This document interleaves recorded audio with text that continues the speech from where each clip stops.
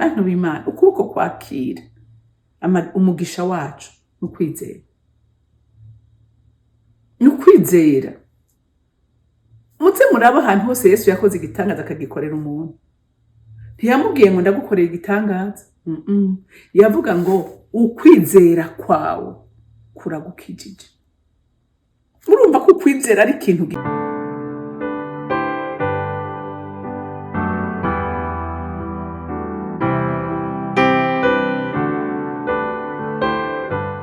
bakunzi ba Holy Canaan TV, n'umunezero kandi gusubira guhura namwe ngo tuganire ijambo ry'Imana.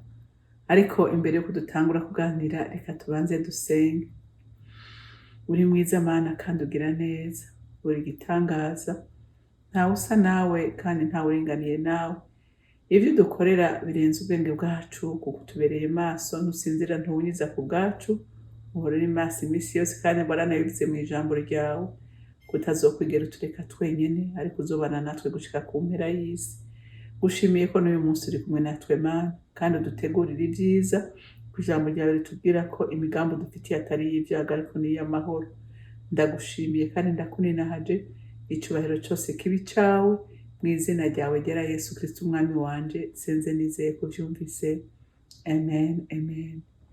Uri mwiza, uri mwiza, uri mwiza, uri mwiza, reka ndabivuge kuri mwiza Yesu, uri mwiza, uri mwiza, ugira neza, ugira neza, ugira neza, ugira neza, reka ndabivuge kugira neza Yesu, ugira neza, ugira neza. Umwami wacu agira neza, umwami wacu atwitayeho. Haleluya. Nagira ndakubwire vy'ukuri, ni waba uri kumwe nawe reka guhangayika. Ni waba uri kumwe nawe reka kugira ubwoba, kuko vy'ukuri Satani nta kindi azoguterereza, azoguterereza ubwoba kugira ngo ukure umutima kuri we, uhanga amaso ibibaza kubihanga umwami wawe. Haleluya. Ndabinginze n'ukuri, Satani arazi ikibabaza umutima w'umuntu, arazi amastrategie akoresha, azana induru, azana ibiteye ubwoba mu buzima bwacu kugira ngo dukure amaso ku mwami wacu. Kandi igihe cyose ukuye amaso ku mwami wawe, ukuri uhura n'ibibazo. Haleluya. Uhura n'ibibazo.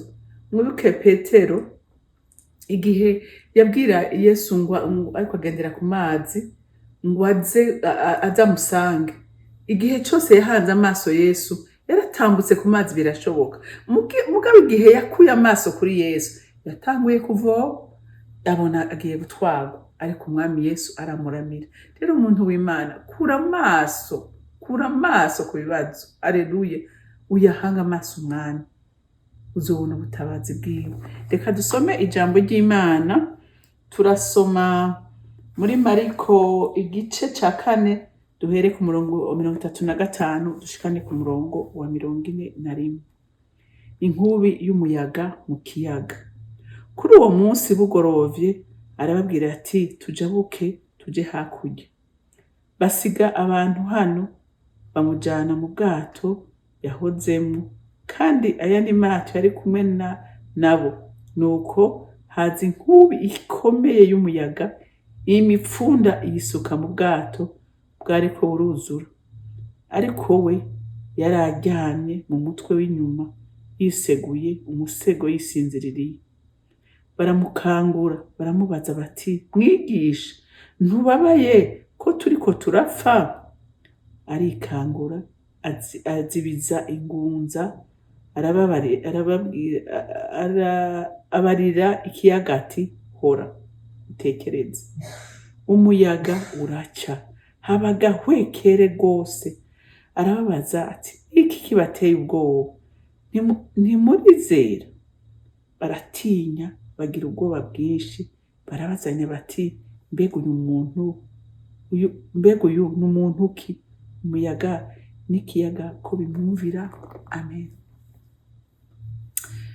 Iyi nkuru dusomye ni igihe Yesu yari ajabutse ari mu bwato ari kumwe n'abigishwa biwe.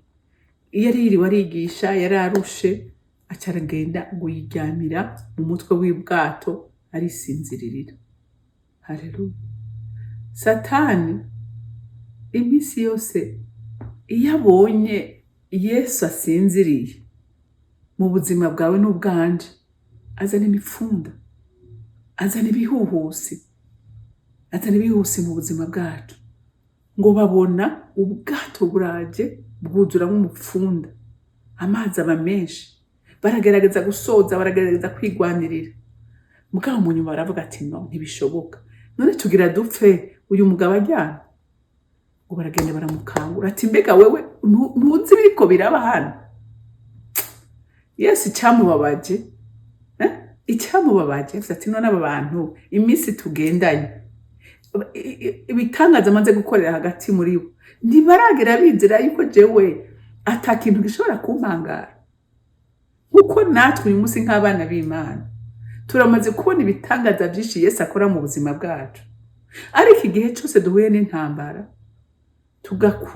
tugakura umutima kuri we, tugakura ibyizigiro kuri we, tukabihereza ku bibazo duhuye nabyo, tukibagira ibyo yaturenganije.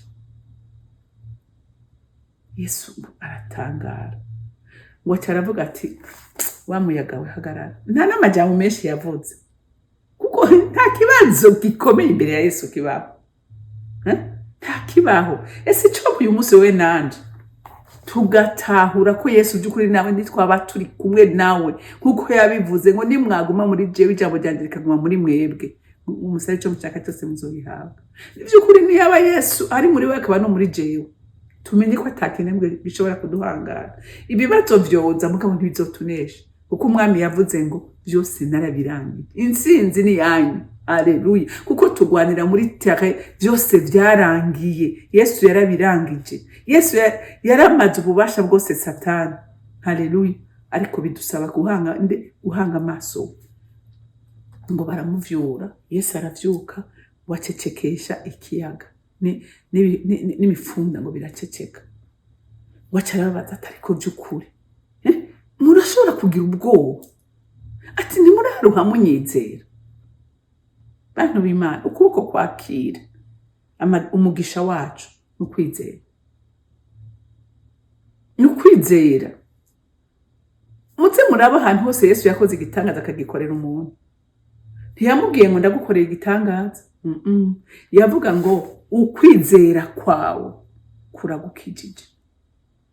Urumva ko ukwizera ari ikintu gikomeye.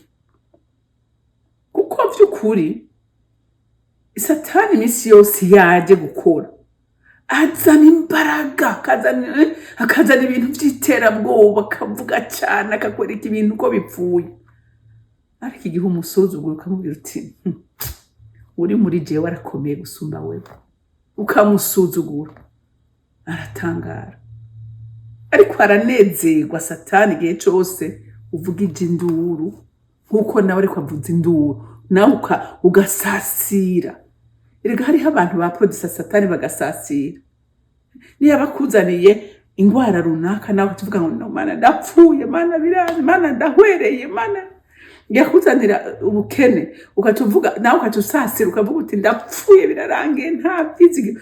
Eka nivyo dutereza basha, ni kubwo baduterereza kugira tuje mu ruririmba ariko araturirimbisha. Ariko Imana igufashe nanje mfashe. Haleluya. Ntiduhanga amaso ibibazo, ariko tubihange uwabirangije byose. Haleluya. Tujya hange Kristo. Yesu ngo rero aratangara, arabaza atariko ntimurushi mwizera na gato turi kumwe mu bwato, mwibatse ko ari ikintu na kimwe cyoshobora kuba jewe ndi muri bwo? Nabo ngo babonye avuze ijambo rimwe gusa, ngo barabazanya ati Mukama uyu muntu ninde? Ega ntituramumenya. Rero ikibazo natwe dufise uyu munsi ni ikizi intumwa zifise. Yesu nibaza ko tutaramumenya neza. Nibaza ko tutaramumenya. Kuko vy'ukuri umuntu yamumenye neza, akamenya imbaraga zikorera muri we, nta kintu na kimwe gishobora kumutera ubwoba.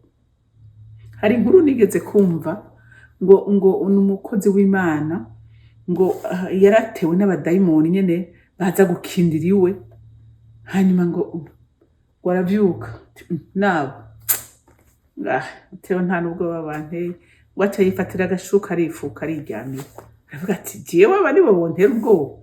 Urumva? Ariko hariho uwundi aca telefone ati ntabara ndatewe, akamuzindura agasubira, ariko we ngo yaciye avuga ati iyi ni petit problème, abadayimoni nkabo ntibaza gukindira iwanje baranshobora. Urumva? Yari yiyemera akamenya ko uwo ari kumwe adashobora guhangagwa n'abakinzi, adashobora guhangagwa n'abakinzi. Rero bantu b'Imana, nukuri dusenga Imana, wisengere na jewe nisengere, kugira ngo nukuri tukumenya Imana, tumenye ko ubushobozi buri muri Kristo Yesu. Ntabwo yasubiranye mu ijuru, yaranabivuze ati ubushobozi bwanzuye mu bapfuye ndabusigiye abanyizera. Haleluya. Rero twahawe ububasha bwo gutegeka, twahawe ububasha bwo gushingura akarimbi k'umwasi, twahawe ububasha bwo gukandagira inzoka na scorpion. Nta kintu na kimwe cari gikwiye kudutera ubwoba. Haleluya. Ahubwo nta kibazo coza ukatuvuga uti aha ndazi ko ngira nduga ingazi mu bwami. Haleluya. Kuko iyo utsinze urugamba uhabwa ipete. Kujya n'abasirikare ku rugamba, iyo batsinze urugamba bambikwa irindi pete. Natwe iyo tubivogereyemo tukavuga ngo tunasonga mbere, nta kidufrena, nta kiduhagarika, turakomeza urugendo. Haleluya. Haleluya. Tukagumana ukwizera, kuko uyu munsi hari ibintu byinshi biduca intege, bigomba kuduca intege, ariko igihe ubinaniye ukavuga ngo ndakomeza. Haleluya. Uti ndakomeza, naho byohaguruka gute urakomera, kuko uzi neza ko uwo muri kumwe atana kimwe gishobora kumunanira. Haleluya. Rero ukaba uri kumwe na Yesu, vy'ukuri waramumenye, mwaranywanye nawe, ntugire ubwoba. Haleluya. N'abatarashika kuri urwo rugezo, nukuri ndagusengera ngo ushike ku rugezo wizera ngo uri muri je warakomeye gusumba ukorera mu bisi. Amen. Haleluya. Satani yarazi ngo arabarangije, Yesu arasinziriye, ubwato agira ubutumwa bwibira. Wowe wokwibiza ubwato Yesu arimo, umva vyashoboka? Satani rero yamayiboma, yamatora ubusa imisi yose, kandi nawe umusuzugure, umubwire ngo jewe turi kumwe, uwo nizeye yaraguhemuye kumugaragara izuba ripfa, yakwatse ububasha n'ubushobozi bwose, ubundi hejuru yawe. Haleluya. Rero ngo baratangara. Rero nawe imisi yose Satani uzokwama umutangaza.